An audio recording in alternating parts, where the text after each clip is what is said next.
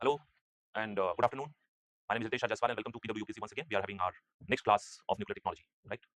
And we had in the last class we talked about this nuclear fuel. We started nuclear technology, and in this nuclear fuel we talked about uranium and then enrichment of uranium. And after that we talked about three different types of uranium that we can have. And then after that we talked about plutonium, right? So our last topic was all about nuclear fuel. So last was nuclear technology, and in that technology we talked about nuclear fuel, and we all know that nuclear fuel are of three types. One is uranium, then there is plutonium, and then there is thorium. Uranium we have done, plutonium we have done. Today we are going to focus on thorium, right? So this is once again one more recorded class, right, for you, because the class must go on. And I learned that how to connect to you live and how to connect to you in a recorded way, right?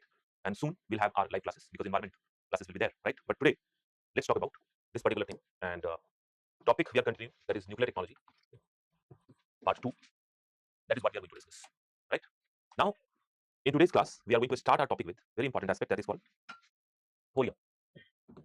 Thorium. So this is our third fuel after uranium, plutonium. This is thorium. It is a third fuel, right?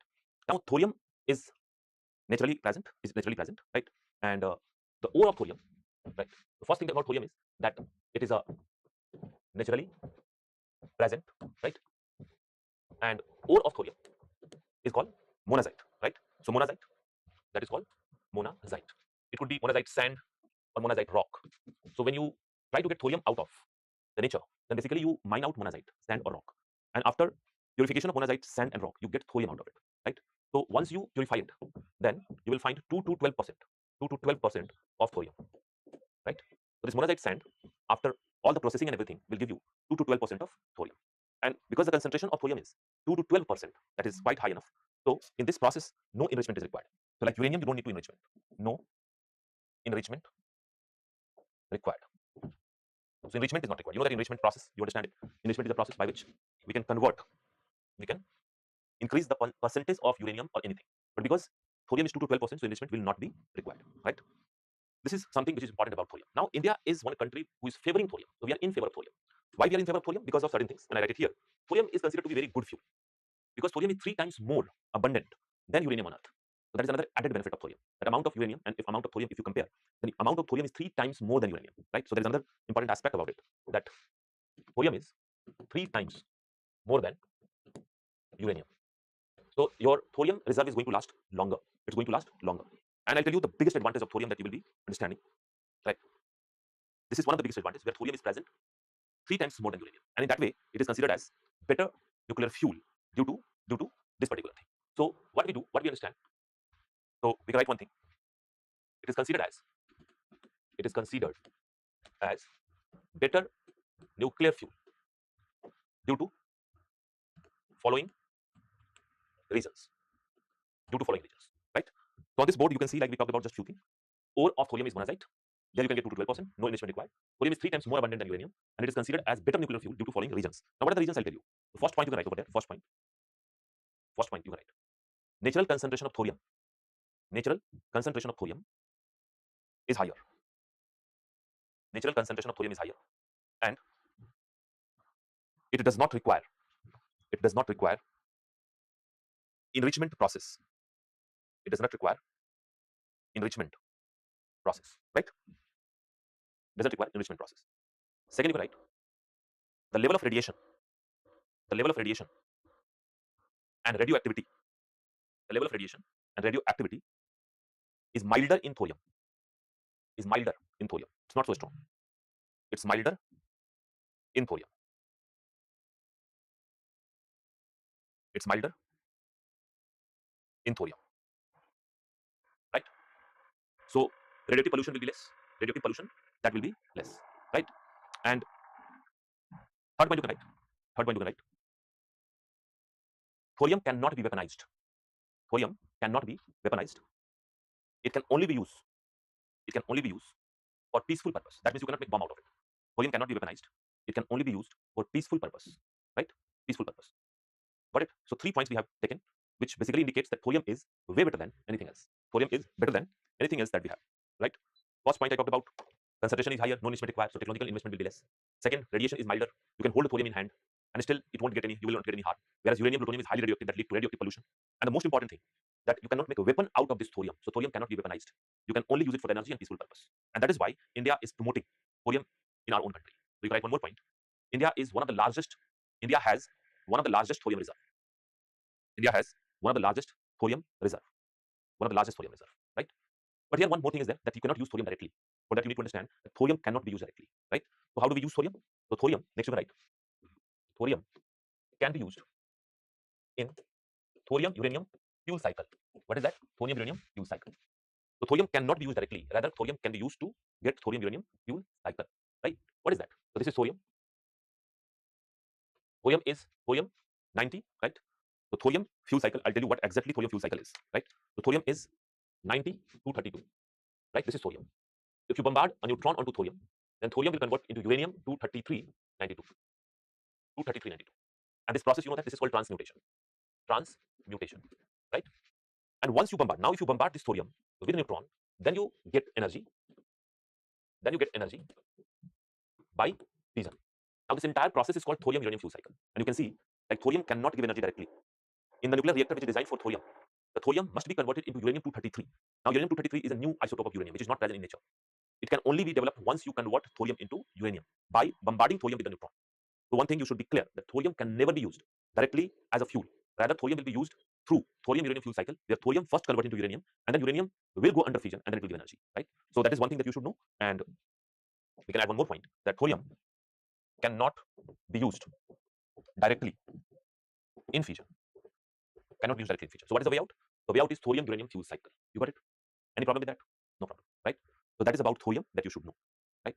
In the last class, if you remember, we talked about parts of nuclear reactor, fission reactor, and the first part of this nuclear reactor was fuel, right?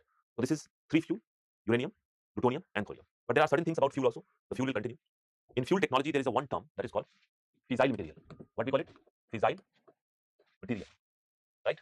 And fissile material are what? Which can directly undergo fission. Anything which can go under fission is called fissile material. Anything which is going under fission, where energy can be taken out. Like fissile material examples are uranium 235, plutonium 239, and uranium 233. Right? So this is uranium, this is plutonium, and this is uranium which we got it from thorium uranium fuel cycle. We got it from there. And all these three can directly undergo fission. So you can carry out fission directly. If you bombard neutron on uranium or plutonium or uranium 233, it will undergo fission. So that is called fissile material. It will be very handy in the newspaper when you come across this term. The second term is called fertile material. Fertile material. Fertile material. Right? So fertile material are those which can produce fuel. They are not fuel in themselves, but by transmutation they can produce fuel. Right? So fertile material are those materials which can produce fuel by transmutation. And we know the example we know is uranium 238 and thorium 232, isn't it? Because we know that if uranium 238 is transmutation, then it will give you plutonium 239. So this is your fertile material. Similarly, if you put thorium under transmutation, then you can get uranium 233. That is what we get it, right? So these are fertile material. Fertile means to reproduce, to produce. That is called fertile material. Got it? So this is something that you should know in the fuel. So three fuels, and these are the three fuels: fissile material and fertile material. Both the concepts should be there with you. Now, there is one more concept of the nuclear fuel that you have studied in your 10th class, but I'm going to remind you, and that is what? That is chain reaction. So there is another concept of chain reaction of nuclear fuel. Nuclear. Now, what is that? What is the chain reaction of nuclear fuel? We'll talk about. So let's consider what is chain reaction, right? And for that, I'll get one diagram for you so that we can understand with this diagram. Okay? Let me get one diagram for you. Chain reaction. Right? And in the image, we can easily get that chain reaction. And I'll try to get the most easy one.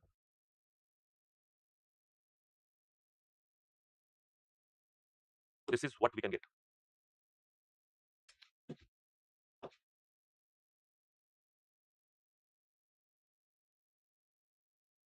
Right? This is what we can get. Chain reaction. And I'll cut this for you.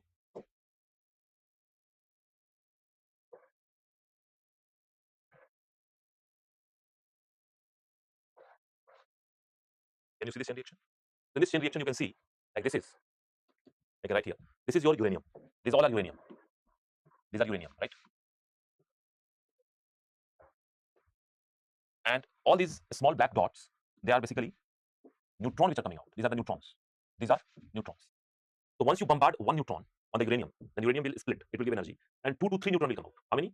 2 to 3 neutron will come out. Now this 2 to 3 neutron will strike upon 2 or 3 uranium, and in the next generation 4 neutron will come out, because each uranium will give you 2 to 3 neutron. Here also 2 to 3 neutron.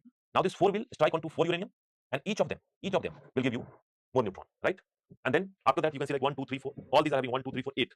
It will keep on increasing, it will keep on doubling. So chain reaction is what? Chain reaction means that 1 neutron to bombard. After bombardment on 1 neutron by uranium will split, it will give rise to 2 neutron, and now this 2 neutron will bombard upon 2 uranium. Again 4 neutron will come out, 4 neutron will bombard upon 4 uranium. Now 8 neutron will come up, 8 will bombard upon 8 uranium. Now 16 will come up, and by double or triple rate it will keep on increasing. This one step will take very small fraction of second to complete, and within a second lakhs and crores of uranium atom will be consumed. They will be struck by this neutron, and that is called chain reaction. So chain reaction is this. What happens that you just need to fire 1 neutron initially. So this neutron was fired by us, just 1 neutron, and after that every generation will come up with more neutron, and more uranium will be engaged into it, and then within second lots and lots of energy will be produced, right? If you control the chain reaction, right? So chain reaction can be of 2 types, right? Chain reaction can be of 2 types. So first is called uncontrolled chain reaction. Uncontrolled chain reaction. Uncontrolled chain reaction. And uncontrolled chain reaction will lead to what? It is nothing but atom bomb.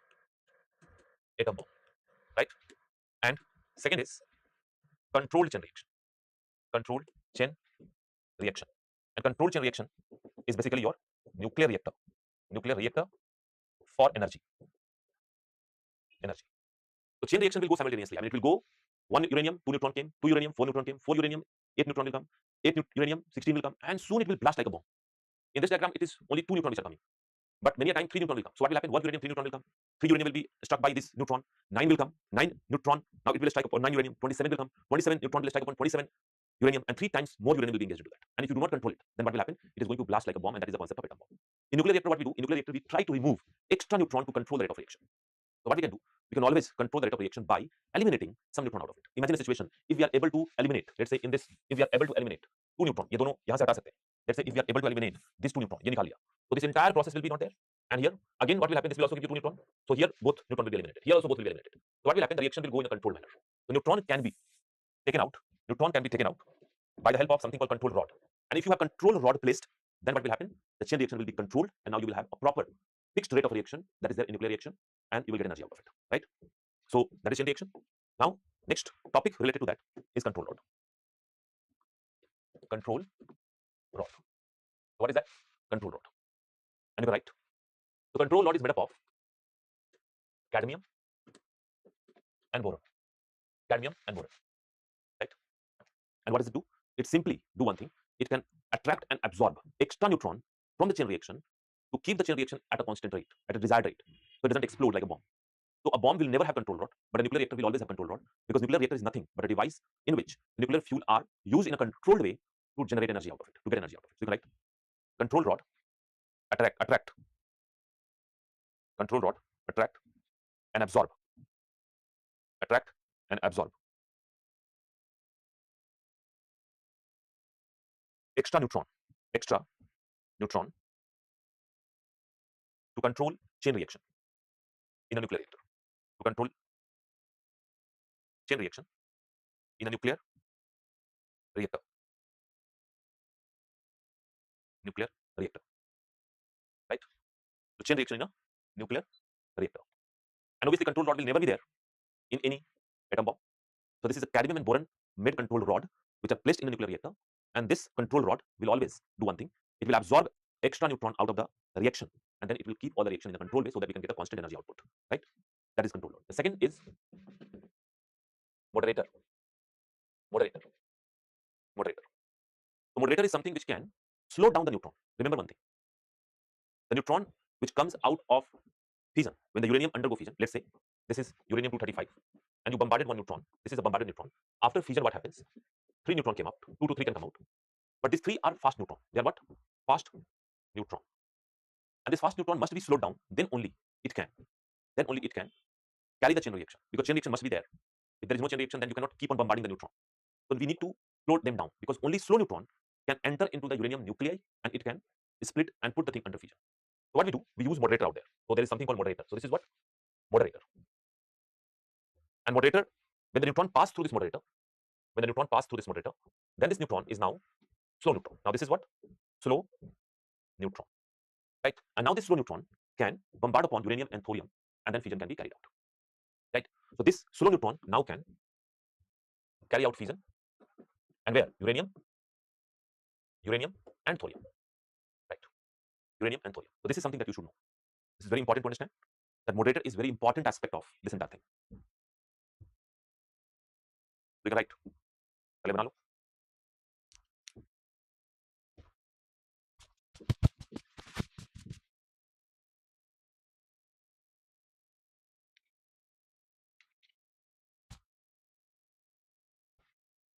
And then you write. Moderator can slow down. Moderator can slow down. Moderator can slow down the speed of neutron. The speed of neutron, which is necessary for fission of uranium. Which is necessary for fission of uranium. Fission of uranium. So that is something you should know. Moderator is very much required if you are dealing with uranium. And thorium is also thorium uranium fuel cycle. So thorium and uranium reactor will require moderator because thorium uranium can only be splitted, only be put into the fission process by slow neutron, because slow neutron will have more energy into it, right? And then splitting will be done. But when we talk about plutonium, plutonium is the best fuel available in terms of fission. Plutonium doesn't require slow neutron. Even the fast neutron will be enough to do it. In plutonium, whether you have fast neutron or slow neutron doesn't matter. It can also be splitted by, or it can also be put into the fission by fast neutron. So you can write one more point. Slow neutron or moderator. Slow neutron or moderator are required in uranium and thorium reactors. In uranium and thorium reactors. Whereas plutonium based reactor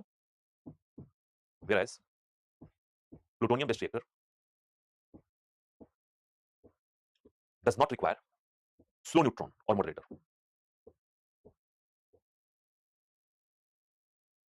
Slow neutron or moderator. In plutonium based reactor, you don't need to have slow neutron or moderator because it can be carried by the fast neutron as well. Why it is so? Why uranium and thorium require slow neutron? Because uranium and thorium are comparatively more stable than plutonium. So slow neutron will enter into the nucleus. It will be spending some time out there. It will create imbalance, and then this fission will occur. Whereas plutonium is highly unstable. Even the neutron which is moving in a very fast manner will enter into the nucleus. Even if it stays for a very small time, it is enough to split and put it under fission to get energy out of it. Right? So this is what we need to know. Right? Now we all know what exactly this is. Then what are the example of moderator? So next we are going to talk about example of moderator. So moderator is water and D2O. D2O is called heavy water. Heavy water. So H2O and D2O are two very prominent moderators that we have. Two very prominent moderators that we have. So H2O is called light water. It is called light water. And G2O, that is the deuterium, the second isotope of hydrogen, this is called heavy water, right? So these are the two moderators we are using right now. So control rod and moderator both are them. Control rod will absorb extra neutron and moderator will slow down the neutron. Control rod will be needed in all type of reactor, whether it is plutonium, thorium or uranium. Whereas moderator will be needed only in uranium and thorium based reactor. Plutonium based reactor will not require any moderator, right? Now, the next topic is coolant. Next topic is coolant. Coolant, right? Just a minute.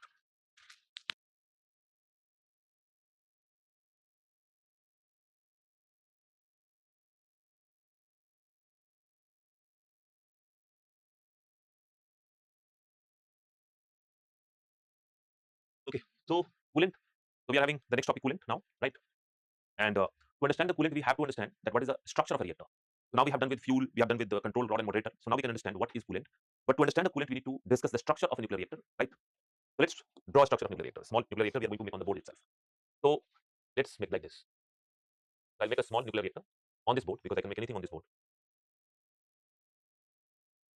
right? And this is the shield I'm making. You know that shield? So this is shield. This is basically very strong 30-35 feet thick steel concrete structure, which basically, and here I'm making some hole. So this is hole, this is another hole.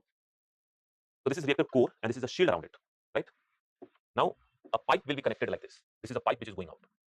A pipe like a structure which is going out, right? And this pipe will connect to something called turbine. And now this pipe will again get connected to this. You can see like this pipe. And here we are putting turbine. So this is turbine, fan like a structure turbine you must be knowing, right? This turbine will move. How it will move? I'll tell you.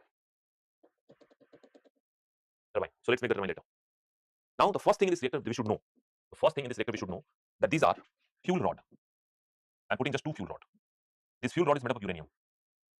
The U means fuel rod. And there we have control rod. There we have control rod. So this is your control rods. What is that? This is your control rod, right? I'm writing CR control rod, right? So this is CR control rod. And I'll tell you one important thing, that this entire structure is filled with water. So what is there? Water. Yes, you are right. It is water. It's not like that in reactor there is a fire. No fire is there. This is nothing but the water. So this fuel rod and control rod, they all are submerged in water. Now what happens? Once you strike a neutron onto this uranium will split and it will give you more neutron. Now this new neutron will strike onto more uranium and even more neutron will come out. But this control rod will absorb extra neutron to keep this reaction at a constant rate. And once this neutron is coming out, let's say here I can say some neutron get absorbed in control rod, and when the neutron comes out of it, then it is passing through the water, and then it is flowing down and striking onto it. So this water which is present, the blue water which is present, that is basically your moderator. This is your moderator. You got that? So in this nuclear reactor, this is your shield. I'll write here. This is your shield. Shield is 30 to 35 feet thick. Cement, concrete, steel, wall. So this is your shield. This area which is surrounded by the shield is called reactor core. And then in this reactor core, you can find three things: uranium fuel rod, control rod, and this blue water is your moderator. This is your moderator. So this is what I write it. This is your water. This is your water. H2O. I'm writing here. H2O. But now you can see like this water is acting as moderator. But whenever this uranium will undergo fission, it will produce more and more energy in form of heat. Then what will happen? This water will vaporize. It will vaporize. You got it? It will undergo vaporization. So this water is now converted into vapor, right? And the vapor is trapped here. So now this upper part is vapor. So this water has vaporized. So water has vaporized. So this is what? This is your vapor. And you know vapor has a lot of energy. So this vapor is trapped inside. Now this vapor will enter in this pipe, and vapor will travel through this pipe to turbine. Here, like I told you, this is your turbine. So this is our turbine. I'll make it like this. This is our turbine, right? This is star like nothing but the turbine. So this is our turbine structure. And when this vapor is coming onto this turbine will move. So turbine will move. This turbine is going to move. And then this vapor will come down here. It will come down. It will come here. Right? Now this turbine is rotating, and due to rotation of this turbine, this system will generate electric current. In 10th class, you might have studied electromagnetic induction, Michael Faraday. So turbine is moving and electric current is coming out. That you know. And if you don't know, you need to know. And for that, you need to study 10th class NCERT book, electric current chapter. Right? So this turbine is moving, electric current will come out, and this vapor which is flowing through will come here. Now this vapor will again enter back into this system. It will enter back into this system, right? And before vapor is getting back into the system, we need to cool down the vapor. The vapor must be cooled down, and for that we need water supply. So what will happen? A lot of water will be needed to cool down the vapor. So here you can see, like this is water body. This is water body, and the water will be supplied over here. The water will pass through it, and then it will come down, right?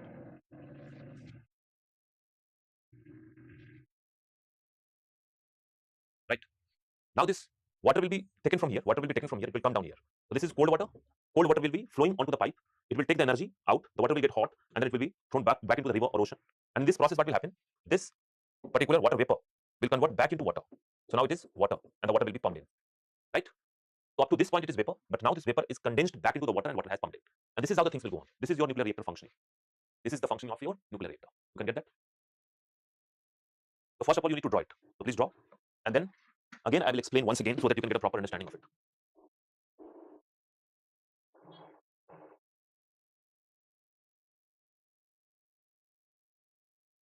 So please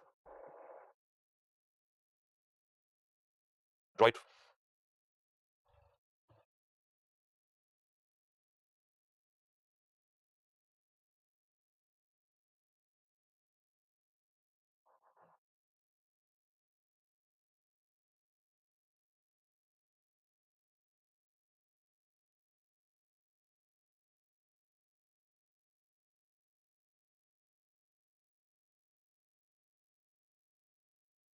Right. So I'll explain once again for you. So this is your reactor structure. This thick wall is 30 to 35 feet thick cement concrete steel wall, which keep the entire structure intact. And then this area which is surrounded by this shield is known as reactor core. In the reactor core, you will find three things. One is uranium, that is fuel rod. Another is control rod, and it is submerged in water, that is acting as moderator. When the uranium is given the initial neutron, the fission will start. And after this fission has started, then what will happen? Now this will create a lot of neutron. And now this lot of neutron will have to absorb by the control rod so that we can keep the rate of reaction at constant rate.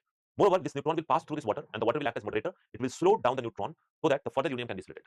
Due to the heat generated inside, the water which is acting as moderator will get boiled, and after boiling, the water will be converted into vapor. This high pressure vapor will come out. It will run the turbine, and due to turbine functionality, electric current will be produced. Now this vapor will come down. Now this vapor will be condensed by exchanging the heat by throwing some water onto this pipe. Like in a pressure cooker, when there is a lot of vapor, when you cook the dal in a pressure cooker, there is a lot of pressure, you cannot open it. So what you do, you keep the pressure cooker under the water flow.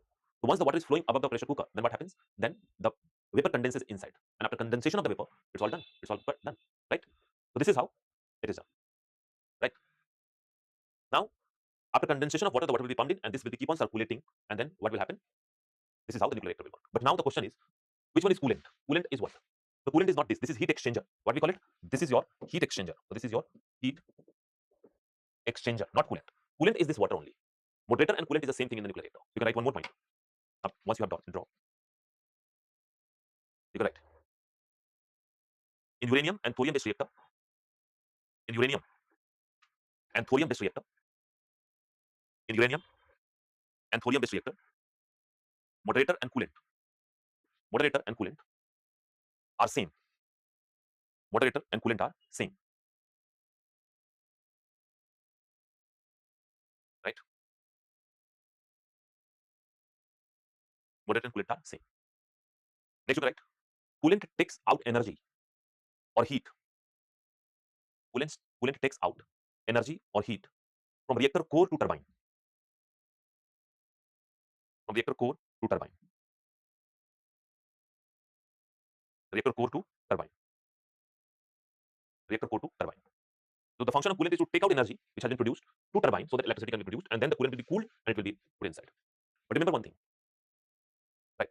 In uranium and thorium based reactor, coolant and moderator are same. But in plutonium based reactor, that is called fast breeder reactor, there is no moderator, there is only coolant. We can write one more point. One more point. In uranium and thorium based reactor, in uranium and thorium based reactor, uranium and thorium based reactor,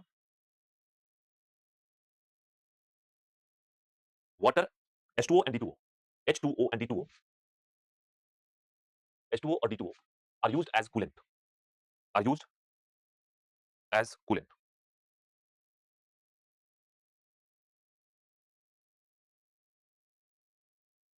Are used as coolant, right? So coolant will be what? Moderator coolant is same. Second, you can write in plutonium based reactor. In plutonium based reactor, liquid sodium is used as coolant. Liquid sodium is used as coolant. Liquid sodium is used as coolant. Right. Right. Because in plutonium based reactor, that is called fast breeder reactor, there is no moderator, and there we use liquid sodium. So this is used in uranium and thorium reactor. But liquid sodium, Na is sodium. This is also coolant, and this is used in plutonium reactors. Got it? So we have covered all. Shield bata diya, reactor core, this is area surrounded by the shield, and all the thing you have got. Remember, do not get confused with the heat exchanger and coolant. Coolant is this. Moderator and coolant in uranium reactor is same. Right? Now we'll move on to the next part.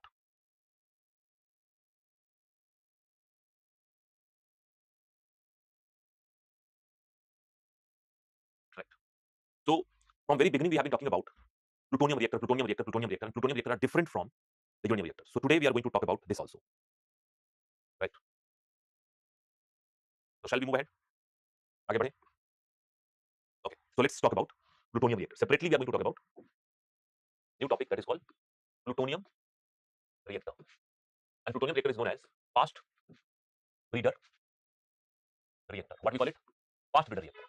We call it FBR. So these, whatever you want to say, you can call it.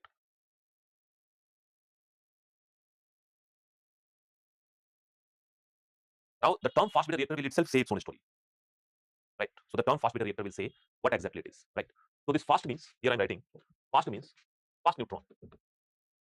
And it means one more thing, no moderator required. No moderator.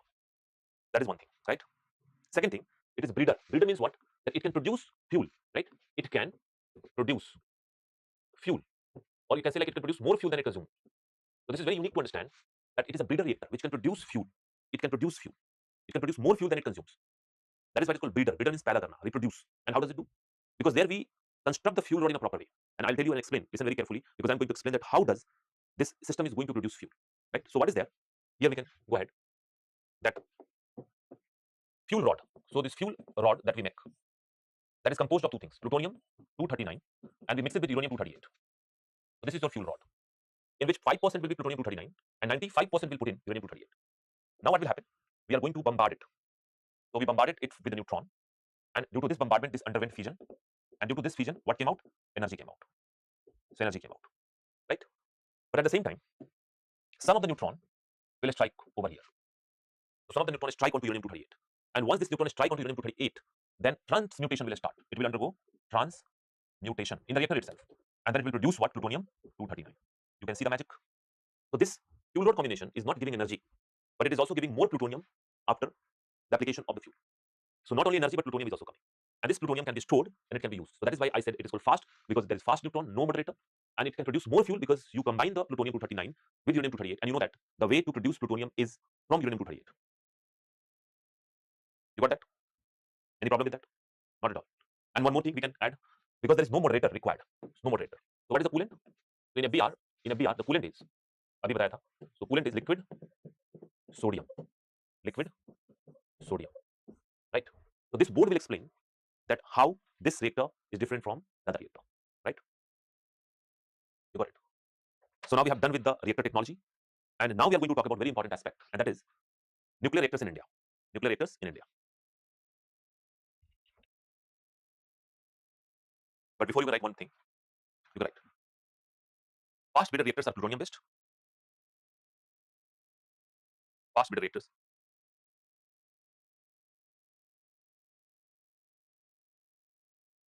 Fast breeder reactors are plutonium based, and they can produce more fuel than they use. They can produce more fuel than they use.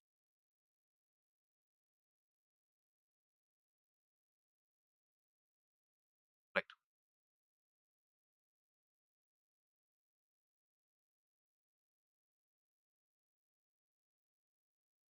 Got it? Now we'll move on.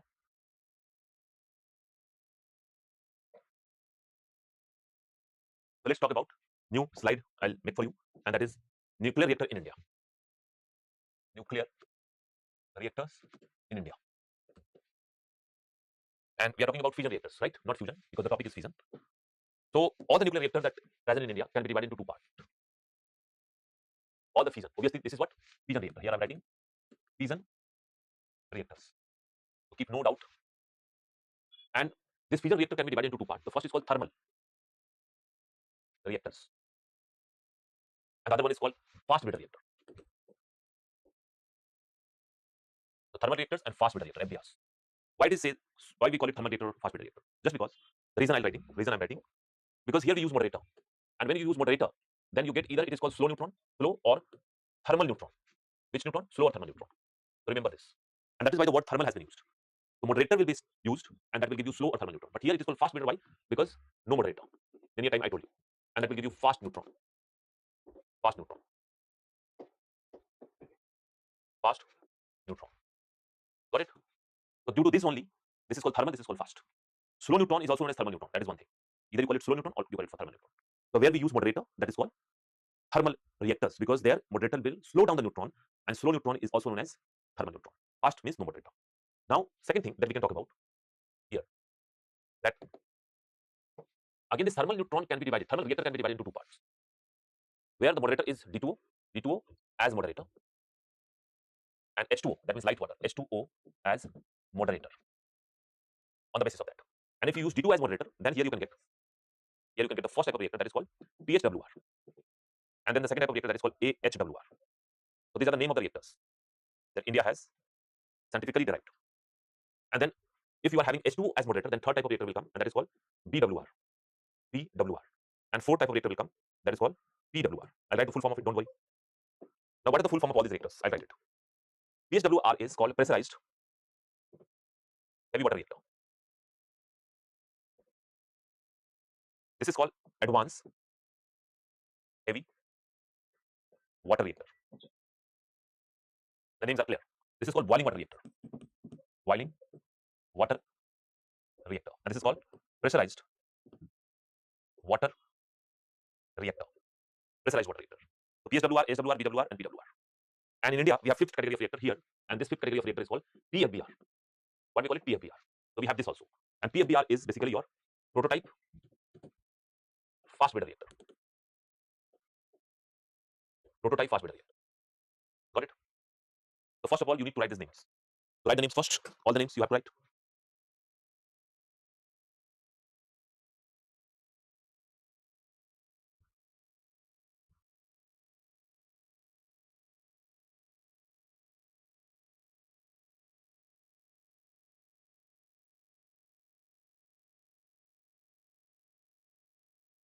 So written, done.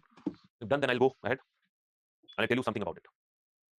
So it means that this is PSWR, and there we use moderator as D2O. Heavy water is moderator. Here is also heavy water moderator. But light water moderator has been used in PWR and PWR. These are the names which has been given. Now we can do one thing. Fuel. Which fuel we are using? So in PSWR, we are using uranium. Uranium. There we are using thorium. We will use thorium rather. This is also uranium, and this is also uranium. But here we are using plutonium. So that is about fuel. So fuel is also mentioned into it. And now, how many such reactors we have? So again, we can add one more point. And the point is, PWR that we have total 18 such reactors. 18 reactors are there. ASWR we don't have. We are making. We are in the process of making it. Right? BWR we are having 2. How many? 2. This is also we are having 2. So altogether we are having 22 reactors here. And PFWR we are having PFBR we are having 1. Right? So in India, you have 23 reactors. Out of this 23 reactor, you have just one PFBR. And this PFBR is at Kalpakkam. Tamil Nadu. This is about to start. Almost finished. Almost all the thing has been done. It is about to start. 18 PHWRs are there, which are at different location. 2 BWR is there, which is at Tarapur, and 2 PWR is there, which is at Kudankulam. This is the most advanced and the newest. So this is your latest at Kudankulam, Tamil Nadu. And this is basically known as VVER. What we call it? Russian technology known as VVER 1000. So VVER 1000. So we have established with the help of Russia. And in Russia, this is known as VVER. Now I have one homework for you. And homework is that you have to search the internet to find the location of all 22 reactors that we have. Just search one thing. And you have to search only one thing, and that is what? That is India's nuclear reactor. And once you do it, India's nuclear reactor, then you will get many such information. Try to write all the information on a book, on a copy, all the reactors' name, then where is the location, I mean the place and state that need to be mentioned over there. And try to locate all the nuclear reactor sites on a map of India so that you can have a better idea about it. You got it? So this is your, you can say like homework for you, right? So obviously we are in recorded class, and recorded class go at a fast pace because obviously the interaction level is not there, right? But no problem, because the show must go on and you are still learning with me. And soon we'll get back to our normal class, like that is live class. This is recorded one. And next class that we are going to discuss, that will be fusion reactor. So I'm keeping this live classes short so that you can grasp it, because recorded class. So recorded class is not also, I mean, I don't enjoy too much of it because there is no interaction, and I hope that you feel the same way. So I keep it short and simple, and 1.5 hour only, right? In the next class when we meet, then we are going to discuss what? We are going to discuss fusion reactor, and after fusion reactor, we will start our defense technology. That is our last topic. In 1 or 2, maximum 3 classes. So more 3 classes, and science and technology will be over. And after that, we will have our environment classes coming in, right? So we'll keep it over here, right? So recorded classes are short but high pace. Output is high, and I'm sure that you are learning it very well. Once we meet in our live class, then we can have your doubt session, especially on this nuclear technology, and we can have our interaction also, right? So till then, take care. Bye bye. Have a nice day.